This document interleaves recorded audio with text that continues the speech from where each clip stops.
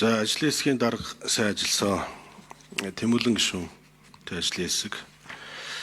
За тэгээд одоо нэгэн тал одоо бид энэ хуулиа биелүүлж 5 жилээр төлөвлөдөг болсон учраас гадна талын одоо санхүүгийн одоо зээл олгогч Дэлхийн банк, Европын цэргийн босголтын банк эдгээр бол энэ 5 жилийн үндсэн чиглэлд оруулсан ажлууд дээр л хөдөлгөөн дэмжиж гэсэн ийм чиглэлтэй байгаа. Тийм учраас Тэмүүлэн даргаас нэг 2-3 асуудлыг асууя. Тэгээд энэ бол 5 жил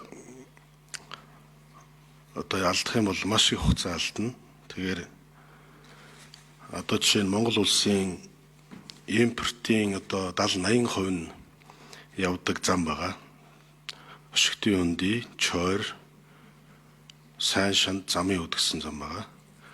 За энийг бол мөн дээрэс нь Монгол улсын уул уурхайн бүтээгдэхүүний хамгийн их тээвэр явдаг, хамгийн олон хүний амнаас хохирдог, машин тэргээ эвддэг, өшигтийн үнди, мандалгов, одоо 5-7 оюутлогоо чиглэлийн зам байгаа. За энэ хоёрыг бол Европын цэргийн босголтын банк, Дэлхийн банк анхаарч байгаа юм билээ. Тэгээд та бүхэн одоо 5 жилийн үндсэн чиглэлтэй оруулчвал одоо олон жил яригдсан учраас ингээд хамтарч ажиллая гэж байгаа юм билээ. За дээрэс нь Тэмүүлэн дарга нөгөө эрчим хүчний Улаанбаатарын нөгөө эрчим хүчний дид станцуудын асуудал бол орцсон ба тийм ээ. Энэ тогтоолт дээр бол хамаагүй. Тэгээд энэ гурав дээр та нэг хариулаад өгөөч.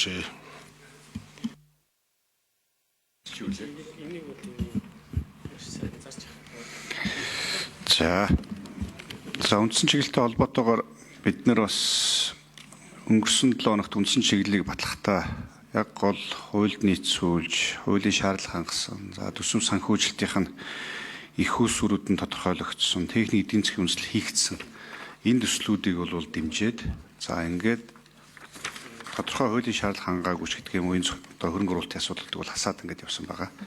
За цаашдаа гэхдээ бид нэр үндсэн чиглэлийг аль болох илүү уян хатан байдлаар за тодорхой засгийн газраас түн шинжилгээ хийгээд эрэм шаардлагаа хангаж байгаа энэ төслүүдийг бол тухай бүр одоо шийдвэрлүүлж байх энэ зохицуултыг бас 5 дугаар залтан дээр бол оруулж ирж байгаа. Тэгэхээр бол цаашдаа энэ үндсэн чиглэлийн хөрөнгө оруулалтын хөтөлбөр дээр нэмэлт өөрчлөлт оруулах асуудлыг засгийн газар өөрөө шийдвэрлээд ингээд явахаар бол зохицуултууд хийж гисэн.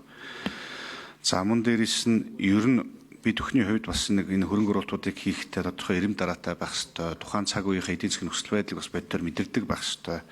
Бодлогынхон тэргүүлэх чиглэлүүдтэй уялдуулж зарчмынх нь хүрээл эренбэлж оруулж ирдэг байх ёстой гэсэн энэ зарчмуудыг бол бас мөрдлөг болгосон. За энэ зөвхөн 5 жилийн төлөвлөгөөч биш. Ер нь цаашдаа жил бүрийн одоо төсөв улсын хөгжлийн жилийн төлөвлөгөөнд ч гэсэн энийг анхаарч байх ёстой гэсэн зохицуултыг бол бас суульчилж одоо 5 дахь заалтууд болгож ингэж оруулж өгсөн байгаа.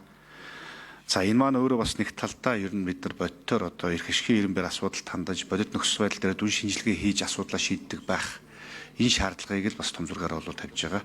Мэдээж одоо юу гэдэг улс орны эдийн засгийн хөгжил хэрэгтэй тухайн ирэмбийн хүрээнд нэг шийдэгдэх ёстой. Онцгой одоо юу гэдэг ач холбогдолтой төслүүдийг бид нар нэн тэргүүн шийдэх ёстой. Тэгэхгүйгээр одоо юу гэдгийг тодорхой ач холбогдол багтай эдийн засгийн үргөөж багтаа асуудлуудыг нэн тэргүүнд оруулж ирж ирэмб дараалгүйгээр явуулж байгаа зарчимгүй асуудал мал бид бүхний хамгийн том асуудал болоод байгаа. Тэгэхээр энийг бол цаашдаа анхаарч бол ингэж шийдэж эдийн засгийнхаа нөөц боломж олцсондоо тулгуурлаж шийдэх бай гэдэг энэ зохицуултуудыг одоо энэ тогтоолын залтан дээр бол оруулж өгсөн байгаа.